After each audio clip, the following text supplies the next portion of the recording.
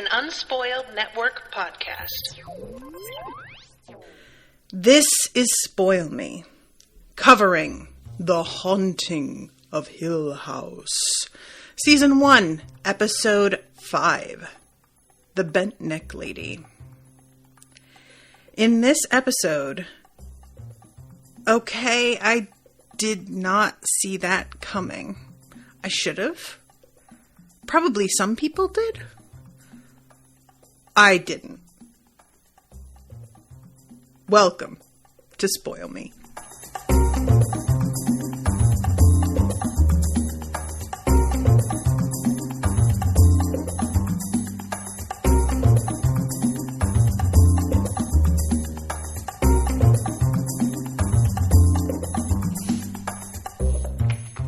Welcome to the show, everyone. I am Natasha. Thank you very much to Candace for commissioning this episode.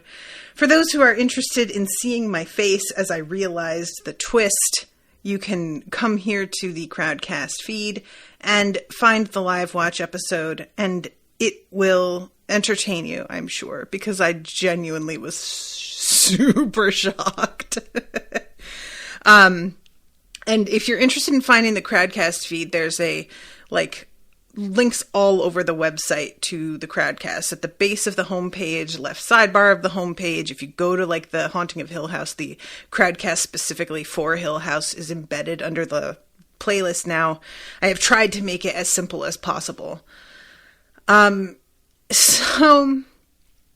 man, you guys, I just don't know where to start. This episode, first of all, I'm really glad that I live watched it just because of the twist. But also I'm glad that I live watched it because it was a lot longer than the other episodes have been. I feel like it was like a full 10 minutes longer. And it makes sense that it was because Nell... I don't want to say that she feels like the main character because that's not true. But Nell feels like the pivot that everything sort of is circling around, if that makes sense. And I probably could argue that their mother is really that, but Nell being the one that, has gone on to live her life, and so she's, seems to be at the center of everything circling back around all these years later, it feels more like she is the thing, and their mother is, the trauma, but Nell is the reason that they are circling back to actually deal with that in a way that clearly none of them have actually done. Everybody needs therapy and nobody's getting therapy. And look, there are a lot of reasons why people can't have access therapy, but all these people could afford it. So just, guys, what are you doing? Just go get therapy for fuck's sake. So this episode is so heartbreaking because everything with Nell, especially when you find out what the twist is, everything with Nell feels inevitable. It just feels as if this little girl never got a chance. There was never a time when this wasn't going to have happened to her from the moment they stepped foot in this house. And I don't know if that's true, but because she is at the root of the terrors that she's having, there's something about that feels really mean-spirited. And when I say mean-spirited, I don't even mean of the show. I mean more in terms of life.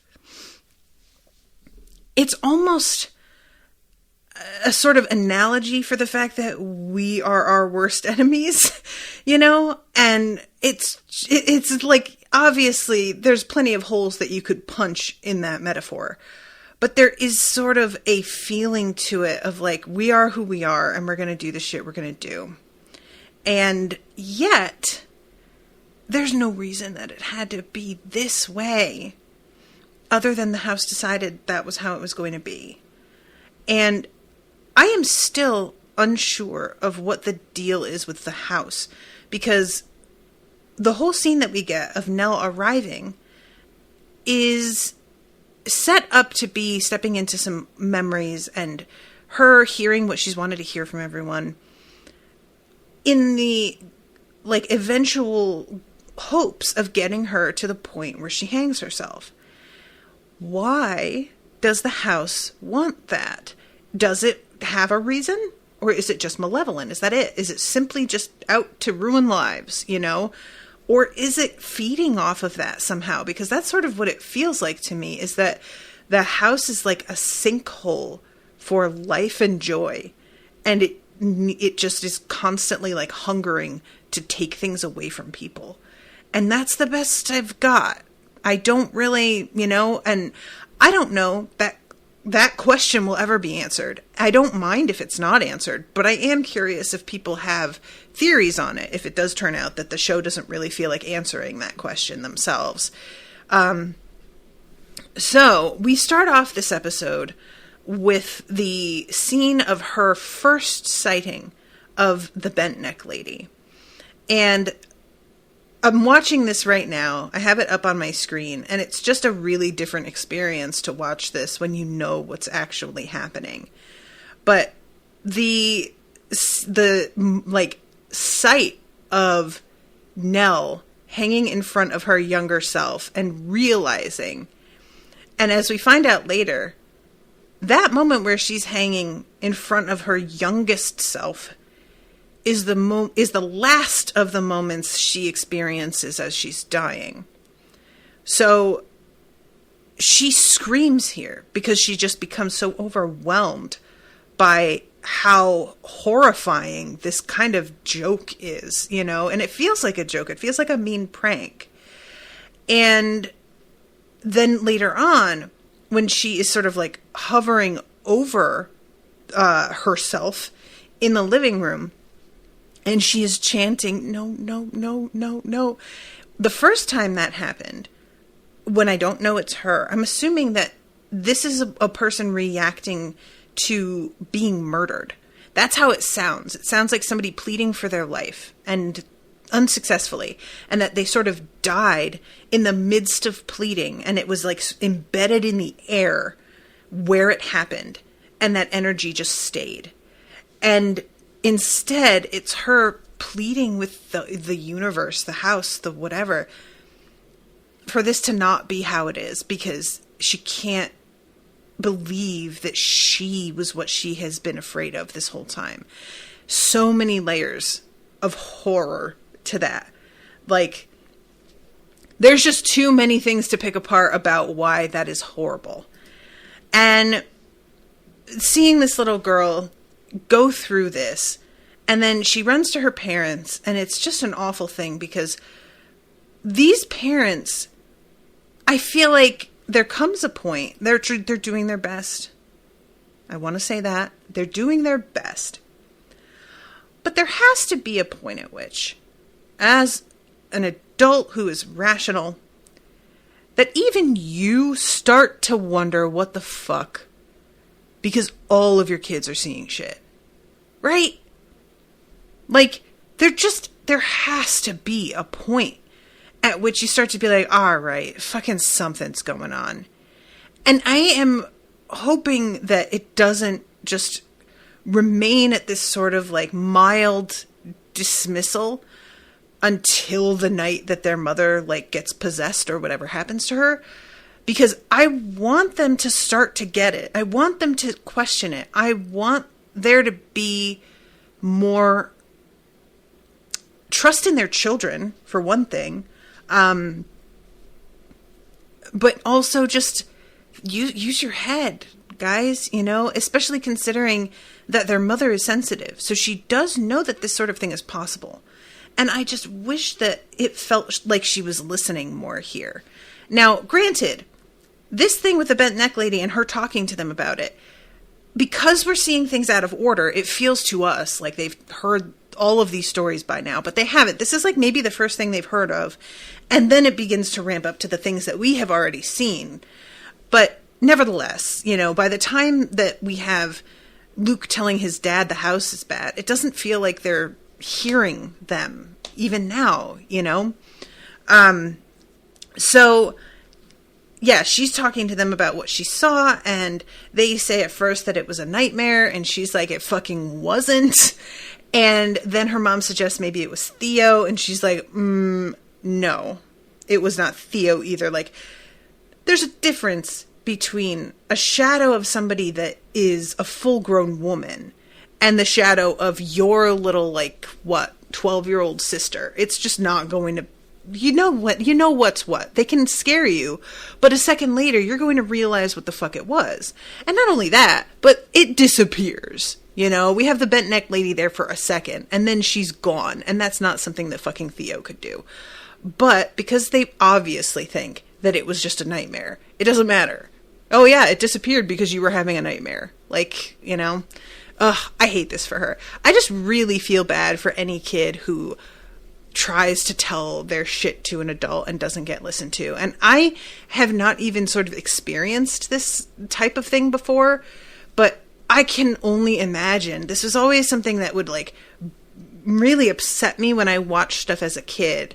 Because there's a lot of stories out there, especially geared toward children, that sort of revolve around this trope of a kid experiencing something and attempting to share it, or attempting to, like, get help from their adult, like, family, and just not being believed. And even as a kid, I was just like, man, y'all just... It's one thing if it's been set up that this person, that the little kid is somebody who has maybe lied in the past or had, like, incidents where it seemed like it was something and it wasn't, but they overreacted. But if you get to know your kids enough, you can tell whether something is within character or not. And that's sort of what gets me later on in the scene where her mother accuses her of writing on the wall. Because you know, if your kid is the type of kid that's going to go and do that. And Nell doesn't seem like the type, and her mother seems surprised at her.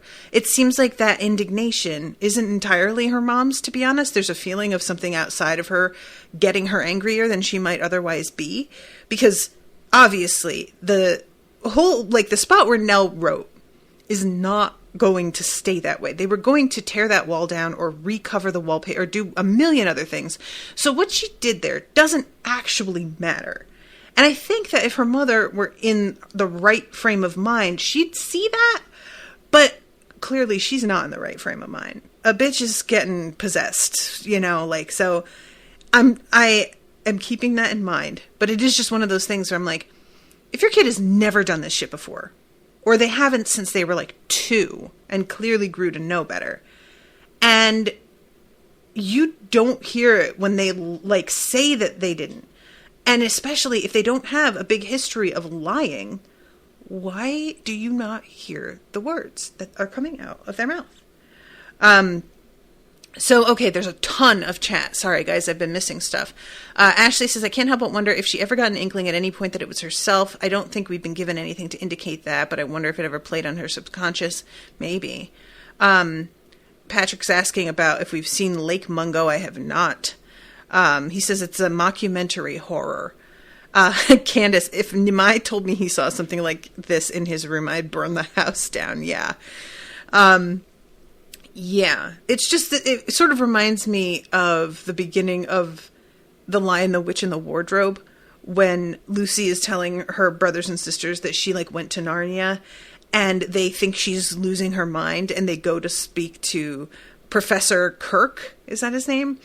And ask him what they should do, and he's like, well, would you consider her a liar? And they're like, well, no, we never would have thought that. And he's like, well, then maybe she's telling the truth. Did you ever think of that? How about some logic, you idiots? And I always, like, as a kid was like, thank you. Granted, he had already traveled to Narnia himself as a young boy and knew it existed and therefore was predisposed to believe, but that's a whole other thing. I mean, one would think that the mother would also be that way too, though, because she's sensitive and she has a deja vu where she literally sees a room full of people. So, you know, I don't know. Anyway, I really should mention, too, that, guys, I really thought I was so clever. Oh, God. This is one of my favorite things about doing this show, is looking back at moments where I really thought that I, like, had something figured out and realizing how completely wrong I was, or how irrelevant the thing I was focusing on turned out to be.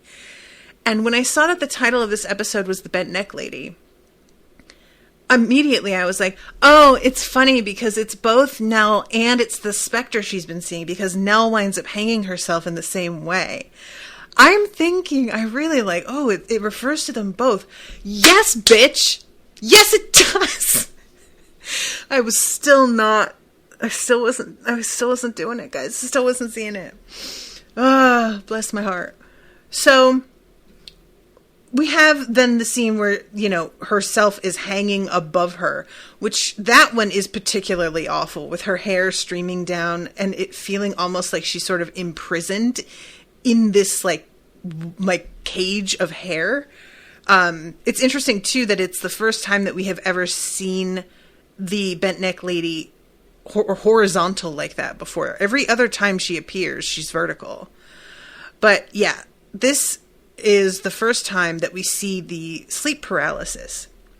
And it transitions right into a sleep study that she is going to participate in, where she's describing her symptoms. And there is this adorable doctor, I think his name is Arthur, and he is taking her information and actually hearing her and not dismissing anything that she says. Guys, quick pause here. If you are not a woman, you do not understand how rare this is. And I am certain every gender has their issues with being heard. But women specifically are dismissed at a rate that is documented. Like, we know that this happens, and yet we still act like, and this feeling of just, she describes going to her primary care, I think, and tells him about it, and he says that she just needs to stop watching scary movies before bed. The kind of like, guys, so I have a facial twitch, and it is extreme.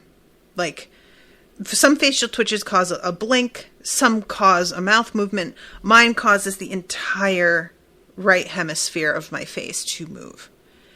And it is not something that goes away. It will calm down, but it's always there. And it started right before my divorce. I have no doubt that it was like triggered due to stress.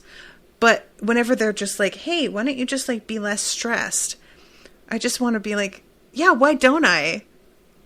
Why don't I just die? How about that? Thank you. That's as much help. And I went to a doctor about it finally because Owen was getting worried about it. He could see it getting worse. And I didn't even have insurance. He said that he would pay for the appointment. And we went to a one of those like sort of emergency care, like, what are they called? Well, it wasn't an emergency room, but urgent care, I guess is what it's called. $125 for this appointment. And he told me to meditate and stop. I didn't even drink that much caffeine at the time. He told me to meditate and to drink Gatorade. Literally. For the electrolytes. He was like, that's what it... Meanwhile, I had told him how I cut caffeine because I had been reading that can have an effect on a facial twitch. And it had no effect at all. So I had told him that I had addressed this already. I was attempting to meditate and drink some Gatorade. How am I going to meditate when my entire side of my face is completely spasming? How? And eventually, thanks to friend of the show, Krista, who lent me $2,000 to go to see an actual neurologist and get CAT scans and stuff, I was able to be examined and find out that it's a nerve issue. And that is why I'm able to get access to a neurologist injected Botox treatment. Because if you get Botox from like a med spa, they're doing it on the surface because they're trying to address, they do muscle injection. They're trying to address the cosmetic issue. But if you go to a neurologist, they inject the nerve. And that way the movement stops. And guys, the difference when you feel like somebody has heard you, it's just, there is nothing, it makes you feel like you're crazy. That's the worst part, I think, is that they trick you into not even trusting yourself. and the number of stories out there of women who had actual tumors and died because they were told, just lose some weight. Well, you probably should just do some yoga. Have you thought about getting some vitamin D and taking a walk outside? They had cancer.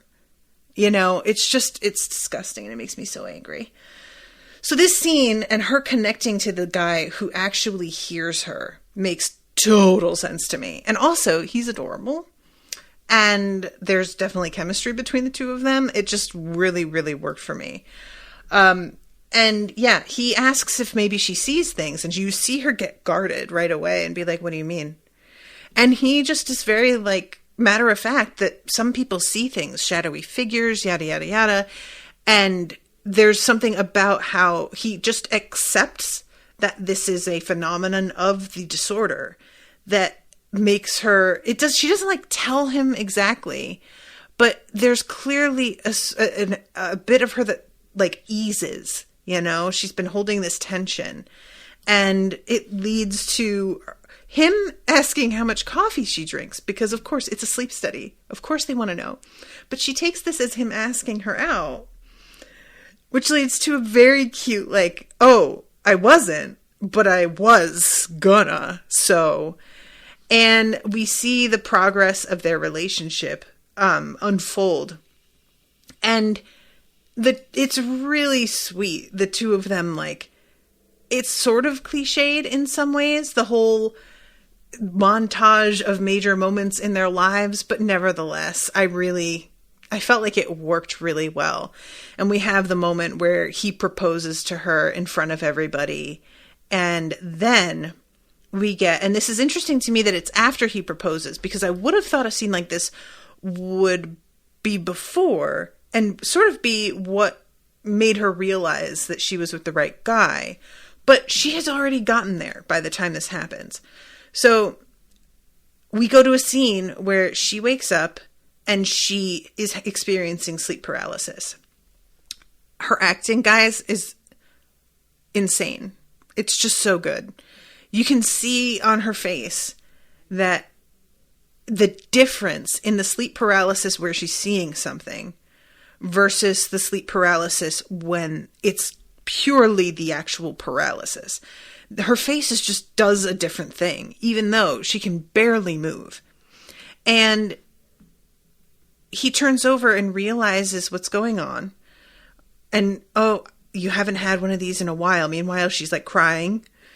And he's holding her saying, you got this. Remember the plan. All right. Control your breath.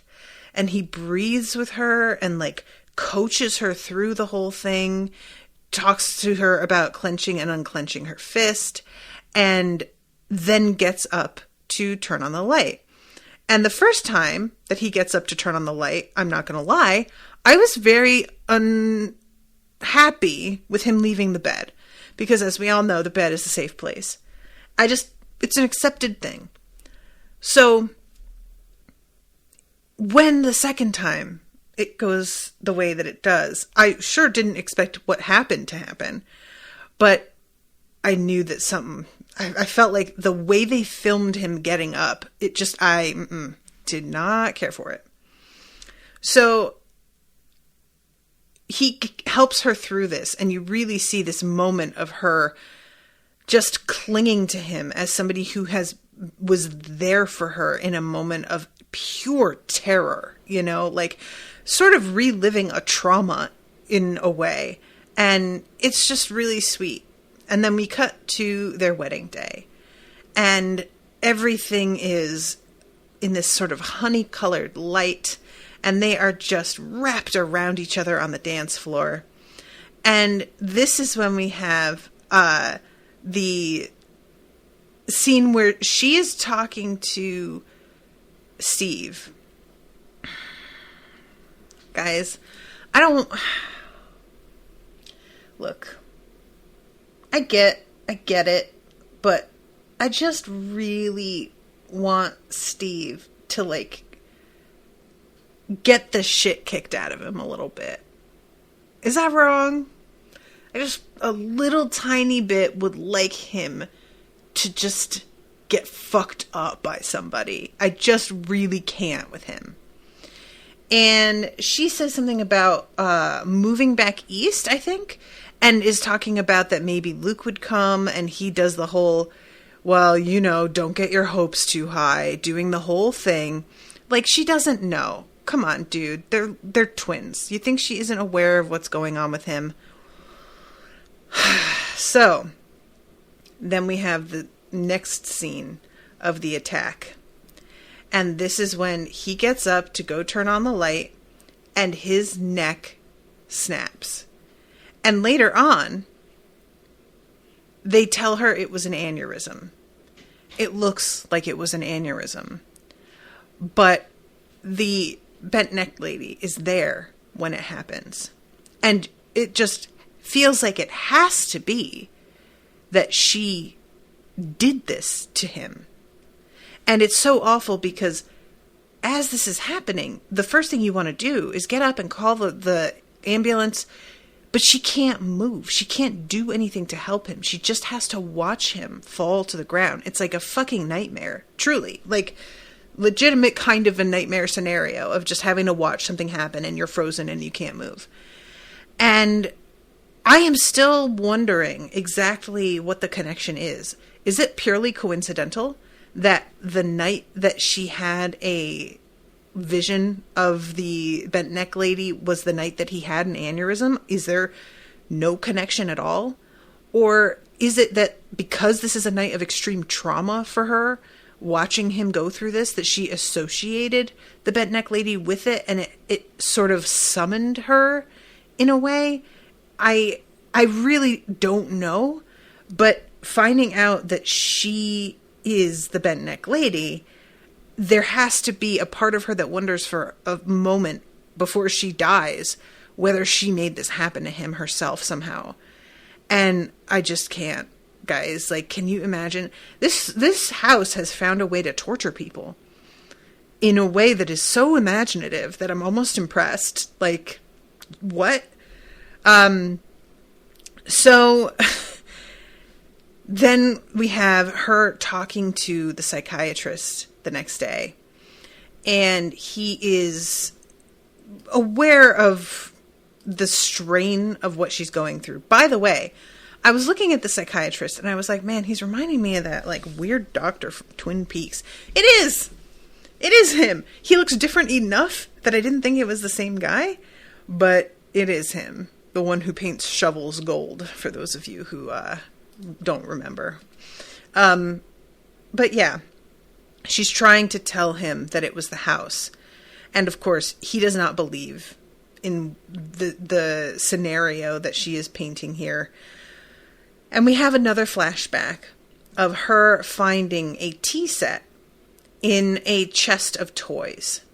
And she goes and brings it to Mrs. Duncan and asks whether or not she can keep it. And Mrs. Duncan is talking about, this is the cup full of stars, by the way, it's the first one, and this winds up being, this is a reference to the book, but it also is something that, like, Nell, as she gets older, she keeps finding cups that have stars on them because it means something significant to her. The thing that I didn't love about this scene with Mrs. Duncan is the shoehorning in of a line from the book, because she asks whether she can drink from the cup of stars and if Mom will let her. And Mrs. Duncan says something to her like, you hold on to your cup of stars because once they make you like everybody else, you'll never see your cup of stars again. Something like that, paraphrasing from what I can remember. And not for nothing, but Mrs. Duncan doesn't feel like the kind of character that would say that sort of thing. That's a real sort of like, don't be like them, anti-establishment sort of vibe. And Mrs. Duncan just doesn't hit like that to me at all. So it feels wrong coming out of her mouth. And it just feels, again, like a shoehorning in. We didn't really need that line at all. The way the line is done in the book, if I'm remembering correctly, is Nell isn't even at Hill House yet. She's on her way. And she stops somewhere and sees a little girl who's like not wanting to drink her milk or something because it's not in her cup of stars like she's used to it at a restaurant. And Nell thinks that to herself, like in defense of this little girl while she's watching the scenario unfold. She doesn't say it out loud to anybody. And it's just meant to sort of like show us that Nell is feeling a little bit resistant to society's expectations of her, and she's like wanting to do something else that's like a little bit dramatic. And I just don't see the line in this scenario. It doesn't work for me at all, just saying. So we get some information though. Mrs. Duncan tells her about the woman in the house who she was the way it's presented is like, oh yeah, she was probably suffering from dementia. But, like, there is a large part of me that's sort of figuring that's not actually what was going on because of what the house is. I really do want to know what the deal is with Mrs. Duncan, too, because, like I said, in the books, the Duncans are really sinister feeling. They just are unfriendly. They have a vibe to them like they are almost on the side of the house. And they're afraid. But they're afraid in the way that somebody is afraid of a bully that they are like the toady to. They're afraid of that bully, yes. But they have a security as well, knowing that they work for them and aren't likely to be on the receiving end. And I don't have a great sense of the Duncans. I'm wondering, there's, 6 episodes left? 5 episodes. 5 episodes left. How much we're going to find out about them and how much of a role they are going to play. Because in the book, it felt as if they were sort of aware of what the house was. And they, like, it wasn't that they were immune to it, because that's part of why they didn't stay after dark. They knew very well. But that they had come to an accord. And I'm very curious whether or not it's going to turn out that the Duncans are a help or a hindrance, really. That's what it comes down to. And whether they're even still alive now in the present day. So, yeah, she says that she can keep it as long as her parents agree. So then we go to the scene where she is accused of writing on the wall and her mother gets really upset. And Theo touches the wall and agrees indeed that she did not write that on the wall at all. And then we go to the scene that I just don't want to talk about, if I'm being honest. You guys know what it is. It's Luke in the car. I hate this so much. It's so awful to watch. It's so awful to watch. Like, everything about it makes you just want to cry and hug both of them. Luke wants to go back to rehab. But, and there it is. He wants to go back to rehab, but he first,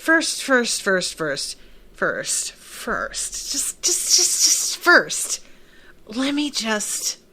And he calls it getting well.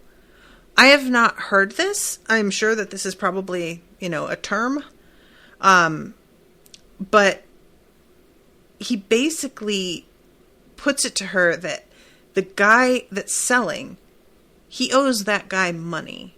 So he can't go get it himself. She has to go and get it for him. And it's only going to cost $20. And she is feeling so absolutely flipped out with everything that is going on. And he tells her basically, let me get well, and then you can tell me all about it. He's blackmailing her into buying for him, with the exchange being that he'll actually listen to what she has to say. And what kills me here is that if they both talk to one another a bit more, they might realize that they are each going through something sort of similar. If indeed our theory about the fact that he can't see the bowler hat man when he's high, if that's true, I just wished so much that they would fucking talk to one another. this is the kind of thing that I'm always really curious what I would be like, because I don't have siblings. You know, I have a half brother who didn't live with me growing up. It's not the same thing. And I know that siblings are a very particular kind of energy, that it's somebody that you know super well, but as you get older, you can grow apart. Sometimes you stay really close. It can be all over the place. You can be on each other's side 100% and know you can rely on one another, or you could be practically strangers and have huge resentments. Or so I always wonder, if I had a sibling, what it would have been like, and whether or not I would be somebody who could open up. And I just don't know. I really, it all depends. But yeah, she goes and buys it for him, and he's in the midst of shooting up between his toes, I think it is, in the car beside her, and she sees the bent neck lady in the street in front of her. And it's just an awful thing. I think, if I'm not mistaken, this is the first time that she has ever seen the bent neck lady and not been asleep. I think. And she runs home and tosses all of her meds, pours them all down the toilet. This is one of those things where I cannot decide how I feel about the meds, because I don't know how much of what Nell is going through is like going to respond to medication. There's a sense almost of her tossing her meds because of being in the car with Luke. And there almost feels like she's associating the two things in a way. I don't know if that's just my imagination on it, but I think it's like a combo of being with him while he's shooting up and seeing the bent neck lady while awake for the first time. But yeah, she decides that she's not going to take her meds anymore. And the next time we see her, she is talking to her psychiatrist or therapist. I think he's a psychiatrist though. And she doesn't look great. I kind of thought at first, because it's immediately clear that she can tell he went through detox because she felt the pain of it through their bond. But she looks so bad here that I thought it was meant to be an indication that he had like bailed on rehab and was using again, and now she was feeling those effects. Because by the time she's talking to this guy, she says that she saw Luke a month ago. And it becomes increasingly clear to her doctor that she is not on her meds the way that she should be. Again, I am normally very anti-toss all your meds. That's something that you see all the time in media as meant to be this moment of like, oh, I'm free now. I'm fixed and cured and I don't need meds, which is the most absurd bullshit. So normally I am super, super against this kind of like messaging. But because Nell's situation does not feel normal, I just don't know what to think, if that was the right or wrong move. And she obviously isn't doing well here, but like you fucking wouldn't be anyway, I don't know. So this is when she says, my shared empathy made me feel nauseous for the first few days. She's talking to him about this. And then it cuts to her and Theo in her apartment. And she is trying to get Theo to touch stuff in the room in order to get a vibe of what happened to Arthur. And this scene is really awful because the trauma of what happened to him, you're basically trying to make her feel it. And I understand she's so frustrated and she wants somebody who believes her and knows about like that the supernatural is real to be involved and understand the depth of what she's going through here. But I just, the way that she goes about this, it's just awful, And Theo rightfully, like, stands up for herself. Theo is not somebody who is going to be fucking knocked around at all. She is immediately like, what the fuck? Because Nell grabs her hand and shoves it against the floor, like, is basically trying to force her, which is just so uncool. And Nell came because she wanted to talk and be supportive and thought that they could, like, you know, go out and have a drink or something. But she gets there and Nell is in this apartment. It's trashed. And I say trashed, it's trashed in the way that, like, apartments are trashed on television. If this were actually trashed, there would be food wrappers and crumbs ground into the carpet. It would be much, much worse. It's the clean trash that, oh, there's clothes everywhere, which, like, oh my God, it can get so much worse. Don't even, especially factor in children or pets. Ugh. But yeah, this just does not go well, and Nell feels abandoned all over again. But Theo feels used, you know? It's just, ugh, I hated this.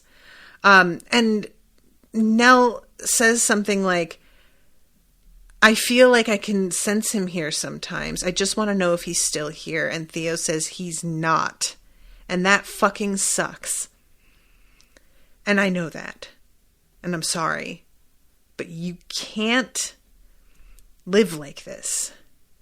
And I really loved that delivery. He's not. And that fucking sucks. Because that really is all you can say. When somebody dies, there's just nothing to be fucking done. And everybody tries to come up with their way to, like, cushion it. Oh, they're in a better place. How do you know that?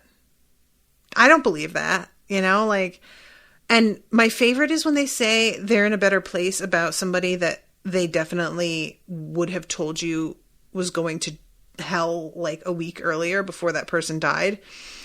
And then all of a sudden they're trying to act like, oh no, we are all in agreement that he must be in heaven. And it's like, I know that you don't believe that, or do you now? Like, what? Because nobody wants to face that. But, you know, Theo is a counselor, so she knows how to be real with people in a way that they have to hear. And I just don't blame her for deciding that she's going to bail here. It just, and there comes a moment where, she says something about, what is it that she says? Does Shirley know about this? And Nell is like, what the fuck? Are you trying to talk to me about Shirley when you're, like, mooching off of her, basically? And accuses her of trying to lecture her about being an adult when she is living off of the, you know, goodwill of someone else. And she says, I'm trying to find the exact spot because let's see. Oh yeah, here it is. She says, Nellie, I've got your back, but I also have my limits. And she says, only with us, never with yourself. You've never cared about anyone more than yourself. And that's sad. But don't lecture me about adulthood, Theo, not from Shirley's fucking guest house. And this is like, on the one hand, I really understand why Nell would feel this way.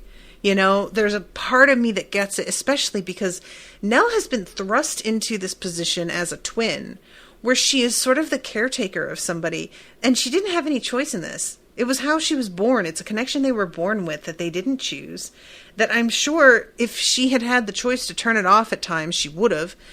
And it must be really hard to see a sibling that doesn't feel a sense of obligation in a way that she feels it so acutely. However, that is not Theo's problem. You know, like, that's your shit that you need to deal with about the fact that you feel you have to be there for somebody that is constantly going through a cycle of addiction. Maybe you need to talk to your therapist about your codependency issues and not blame Theo for the fact that she has clearly drawn boundaries. That's all I'm saying. Because when you are somebody who gives and gives and gives, you resent when people draw boundaries because you don't do that. And you don't understand why they get to when you don't. But the truth is you do get to. You're just not doing it. So, you know, it's just this scene when Theo walks out, she takes a moment and stops and turns around to look at Nell like, gonna apologize? And Nell doesn't even look at her. And you see Theo just be like, wow, before she walks out.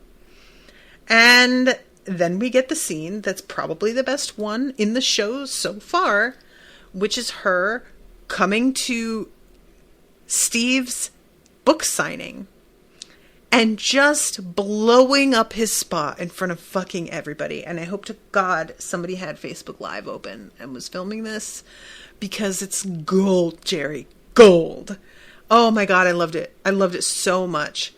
She's just like, okay, so are you going to tell all these people that you don't actually believe any of this?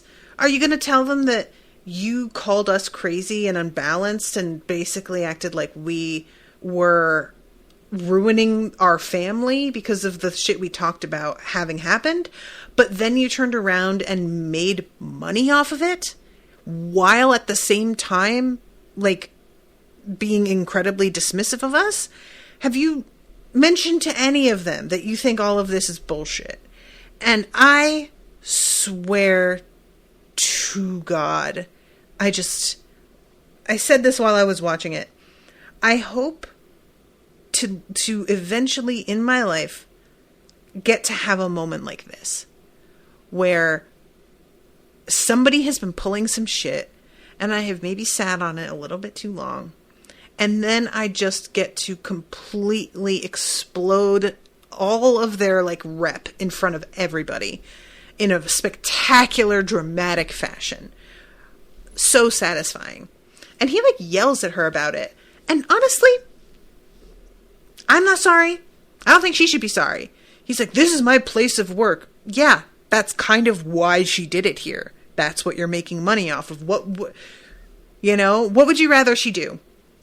Film herself and then publish it to YouTube? She could do that. Many more people would see it, sir. Is that what you would prefer? Honestly, this felt incredibly appropriate. I'm not mad. I'm just not. Like, he has just, if it weren't for the attitude that Steve has taken with everybody throughout this show so far, maybe I would have more sympathy.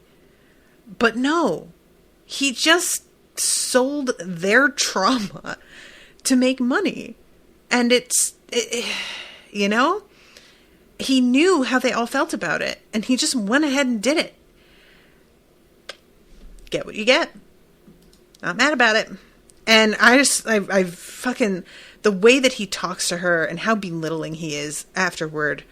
Again, I think that this was the exact time and place to do it.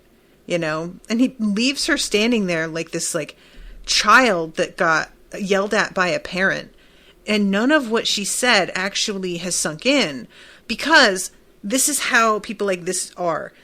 He knows that she's right, but instead of focusing on what she said, he's focusing on what she did and using that as a sort of smokescreen to completely avoid talking about the reality of her statements, instead deciding that it's all going to be about her coming to his work and causing a scene. And that's going to be the issue.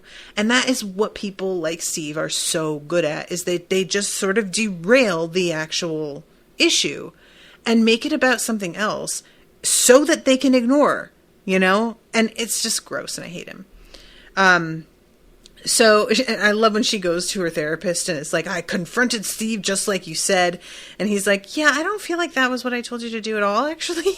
Like, And this is when he tells her that maybe she should go back to the house and see that it is not a being, that it doesn't have any control over her.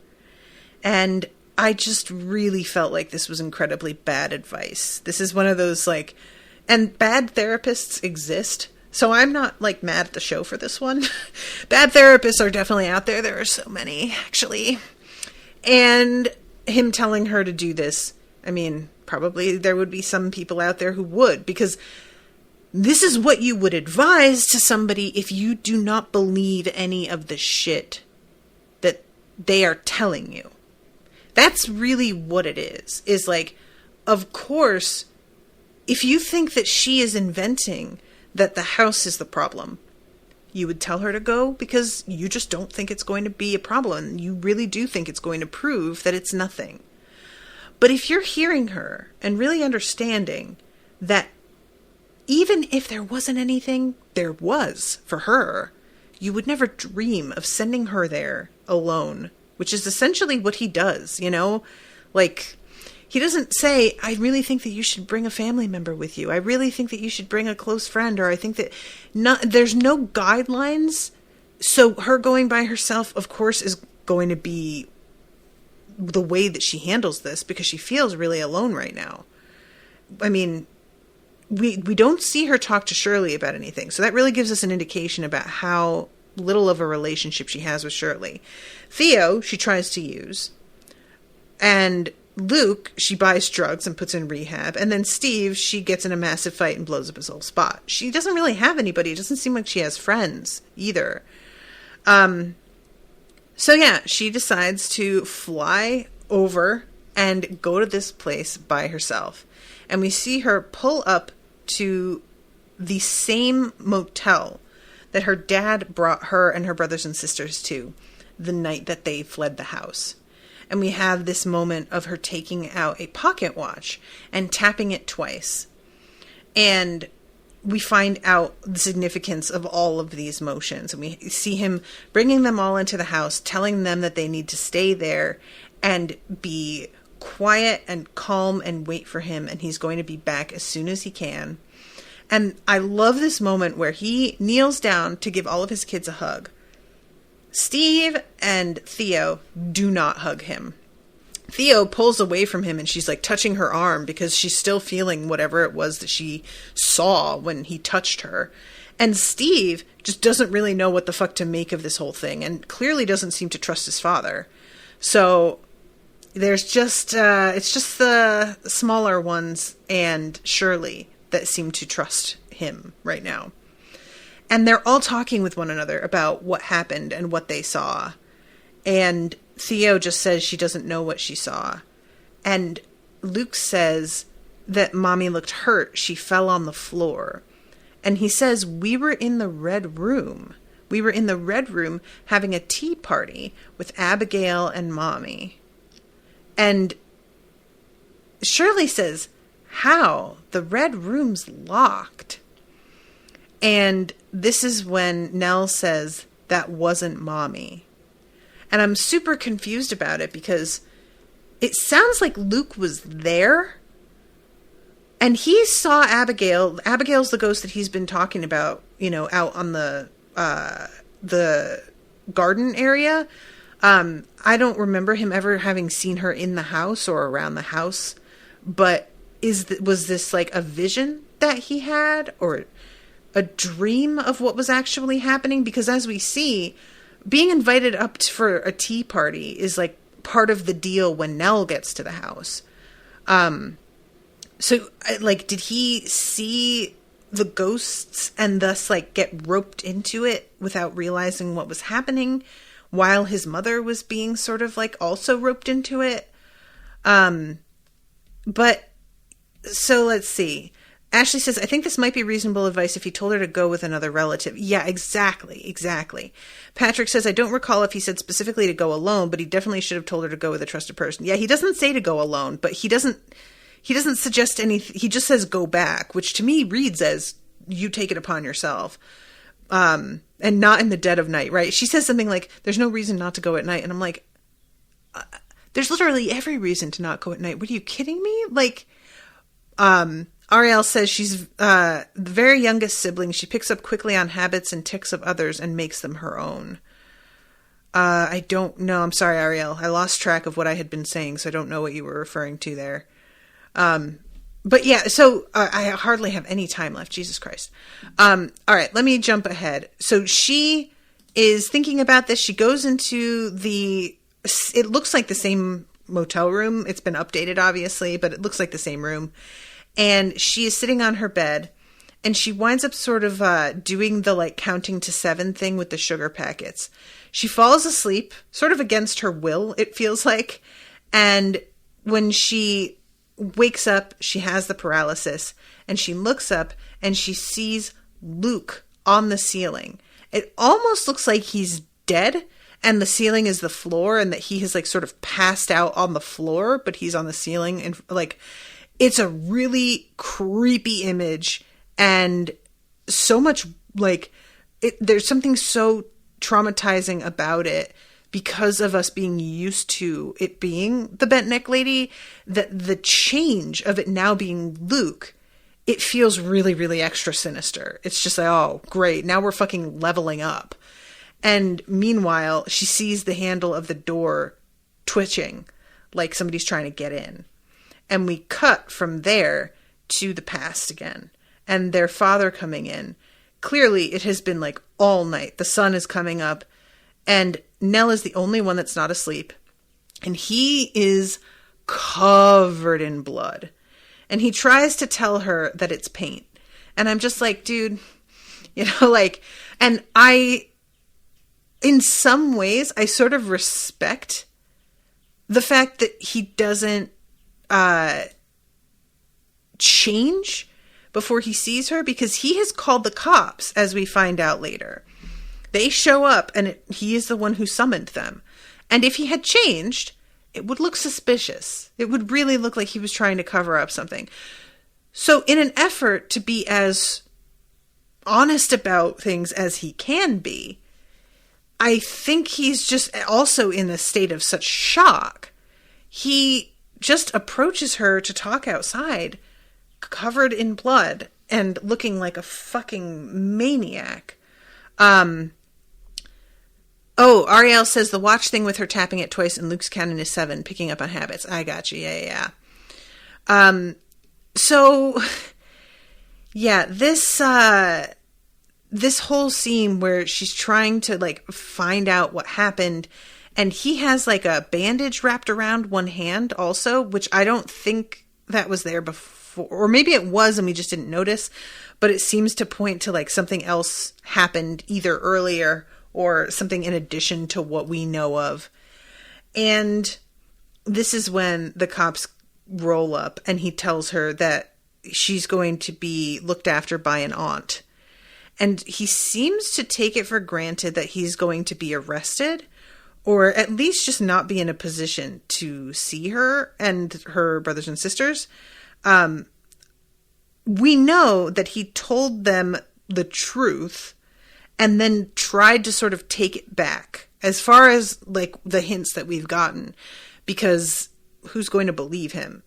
But yeah, his acting in this scene and his desperate attempts to behave in a comforting, normal way with her, when you can see that his eyes are pinpricks. Like, he is a millisecond away from screaming. Like, it feels like there's just this restrained, sheer panic in him, that he is trying so hard to hold on to shit because he loves his kids. But holy shit, you know? And this is when he hands her the clock and taps it twice, the pocket watch, and to keep an eye out for her aunt. I am going to have to go over time. There's just no choice here.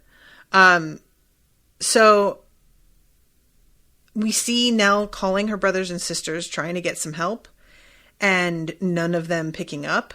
And then we see Nell going to get ice and seeing the bent neck lady in the hallway where the ice machine is at the motel. I hated it. I hate any time that there are like flickering fluorescent lights plus ghosts. I don't know why, but that combo makes it so much worse for me somehow, because it's so prosaic a setting. If you're having a haunted Victorian house, I'm like, all right, cool. I just avoid fucking Victorian houses. But if you're in a hallway with an ice machine at a motel, it just feels so much more like, oh man, I'm going to be there like next weekend on the way to see my dad. Like, you know, and then finally she has the moment of, she sits on the bed after getting the call from Steve that Luke is fine, that she doesn't have anything to worry about. I hope you're well. And it's weird. She sort of puts the phone down after hearing this from him, and we see the light moving around her as if she has sat in the same spot on the bed all day and didn't move at all. And then when she comes back to herself, it's night. It's like the house sensed her and put her into a sort of fugue state so that she couldn't come during the day, so that she had no choice but to come at night, and it would make her rationalize why coming at night was fine, you know? So this is when she heads to the house, and we hear her call her dad, the phone call that we saw from his end before. And as she is telling him she's home and everything's fine, we look up to see the house fully lit. Like, all the lights are on from the inside. And all of this, like, fog in the air around it. Very effective. This is good shit. This would make a very good, like, Halloween wallpaper for your computer, you know? And then we see the inside of the house looking completely refreshed and lived in. And it feels as if the house, this is like either what it was supposed to look like when it was redone, or like there's just a real feel to it of it being in the best possible shape. And when she comes in, all of her family is still here, still young children, you know? And it's clearly a sort of the house presenting her with a fulfillment of this deep desire and sadness in her. You know, it's just, guys, this is so awful. There's something about this. And everybody that she sees, you know, is like, this is one of my favorite things about this. Everybody is acting just normal enough that because she's not in a great state of mind anyway, you can completely understand how this would feel okay. But as you're watching it from the outside, the way that everybody is behaving is just off enough that you are incredibly creeped out and just like, oh, this isn't right. And also, guys, can we talk about the fact that when she walks into the room, her mother is writing "Welcome Home" backward on the wall? Like, that is an extra layer of I don't like it. The writing backward, overall, I find it unnerving when people can do it so easily. I've seen people do it in cursive, and I'm just like, literally, what is wrong with you? But this, because we now know that, like, she was seeing her older self as a child, there's a sort of symbolism to, like, writing backward to forward that I feel they might have been sort of trying to wink at a little bit here, you know, starting at the end. But I might be reading into this too much. And yeah, this is her seeing her mother, and it's the first time she's seen her since, you know, everything fucking happened. And her mother says, "But you're not even dressed." And the look that she gets on her face when she says sorry, this profound disappointment. Like, maybe if she's not dressed right, her mother won't talk to her anymore. Like, maybe she's ruined her chance to see her mom again by not being dressed appropriately. It just killed me. And this also answered my question of how the fuck did she just happen to have the perfect spooky dress to come to this house in? She didn't. She was told where to go and find it. So she goes and changes. And we get to see, because this cuts to the actual reality of where she is, we get to see her in this, like, ruined room.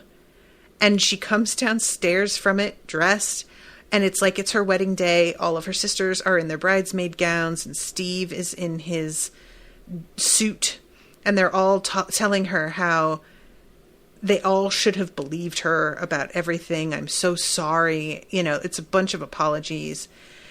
And of course, Luke is there, all clean and sober, thanks to her. Interestingly, when she turns to see her, like, her mom is still there, but her dad is aged. Everybody else is aged, but her mom is still there, which makes sense because, of course, you want your mom there for your wedding day. And then behind him is Arthur.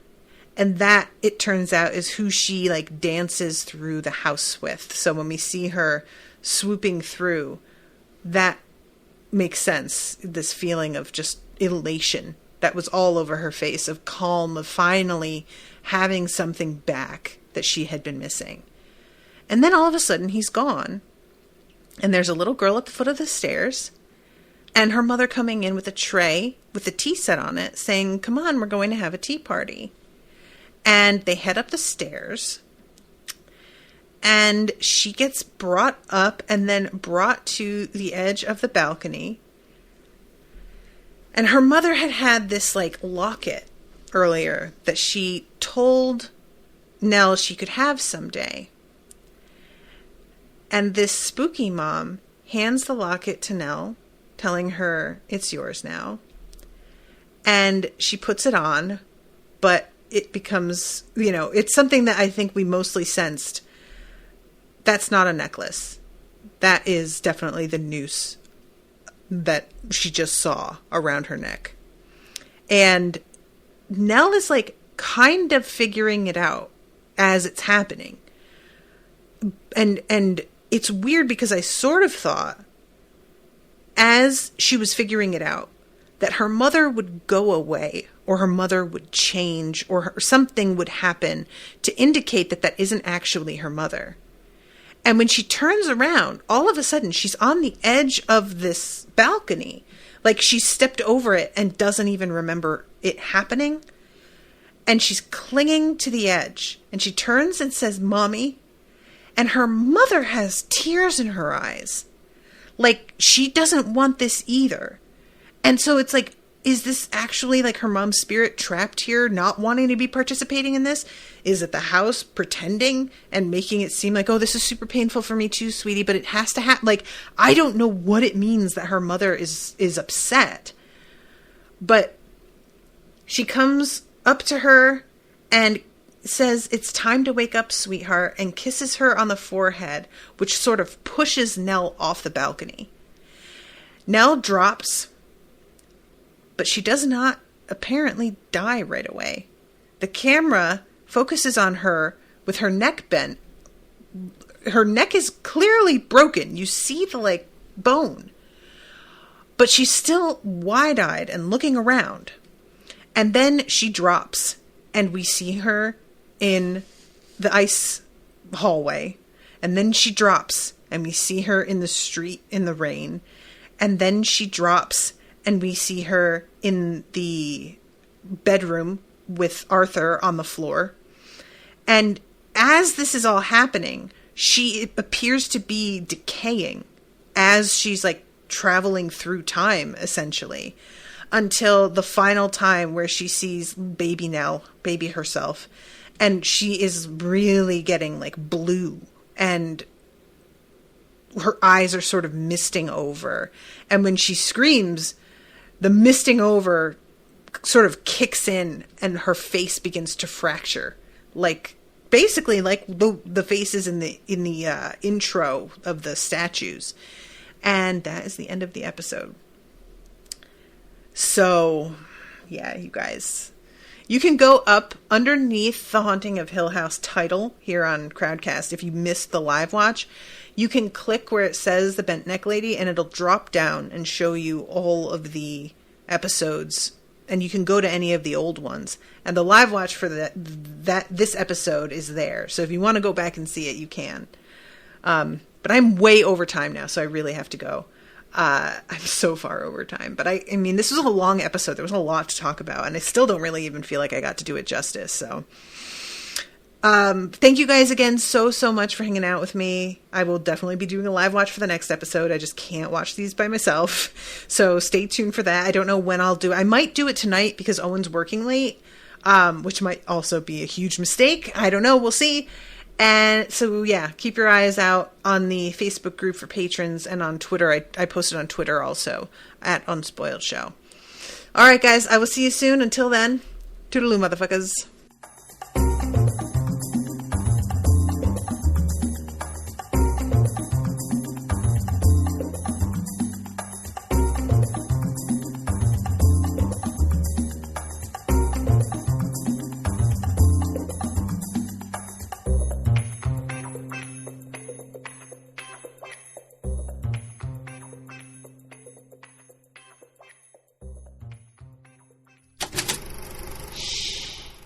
was an Unspoiled Network podcast.